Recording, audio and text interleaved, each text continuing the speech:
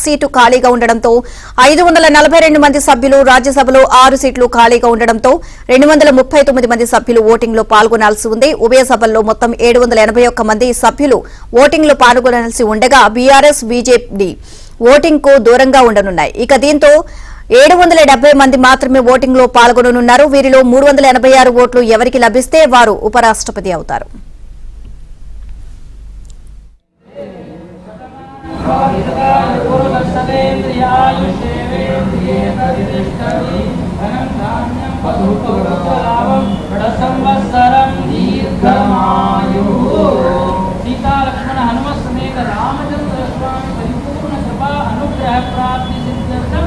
सकल राष्ट्र हित अभिवृद्धि प्राप्ति सिद्ध्यर्थम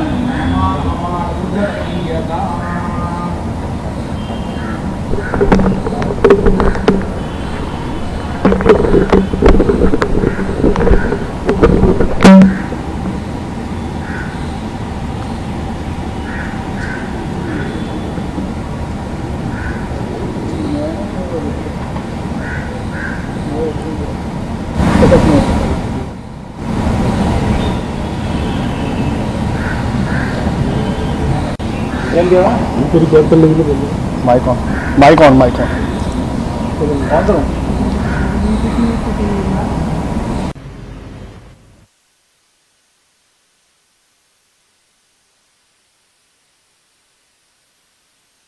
జస్టిస్ బి సుదర్శన్ రెడ్డికి కాంగ్రెస్, సమాజ్వాదీ, తృణమూల్ కాంగ్రెస్, డీఎంకే, శివసేన, ఉద్దవ్ ఠాక్రే వర్గం, ఎన్సీపీ, శరద్ పవార్ వర్గం, ఆర్జేడీ, వామపక్షాలు, ఇండియా కూటమిలోని ఇతర పార్టీలు మద్దతు ప్రకటించాయి. ఇక ఇండియా కూటమికి కనీసం 324 ఓట్లు లభించే అవకాశాలు ఉన్నాయి.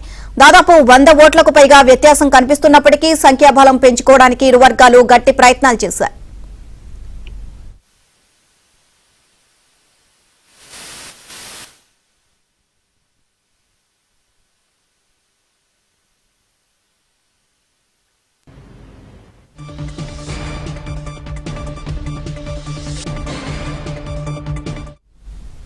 ఎన్డీఏకు 436 మంది సంఖ్యాబలం ఉంది. బీజేపీకి టీడీపీ, జేడీయూ, శివసేన, షిండే వర్గం, Lok Janshakti, Anna DMK, JDS, Janasena, Rashtriya Lok Dal, Apna Dal, NCP, Ajit Pawar వర్గంతో సహా పలు పార్టీలు, పలువురు స్వతంత్ర సభ్యులు, నామినేటెడ్ సభ్యులు మద్దతిస్తున్నాయి.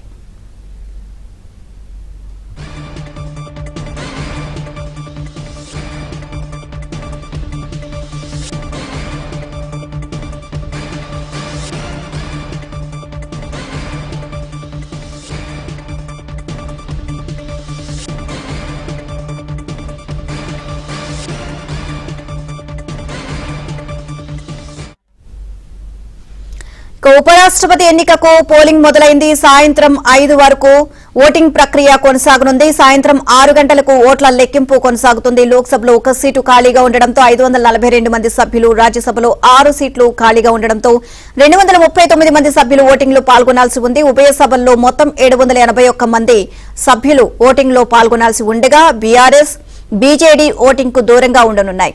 దీంతో 770 మంది మాత్రమే ఓటింగ్ లో పాల్గొననున్నారు. వీరిలో 386 ఓట్లు ఎవరికి లభిస్తే వారు ఉపరాష్ట్రపతి అవుతారు.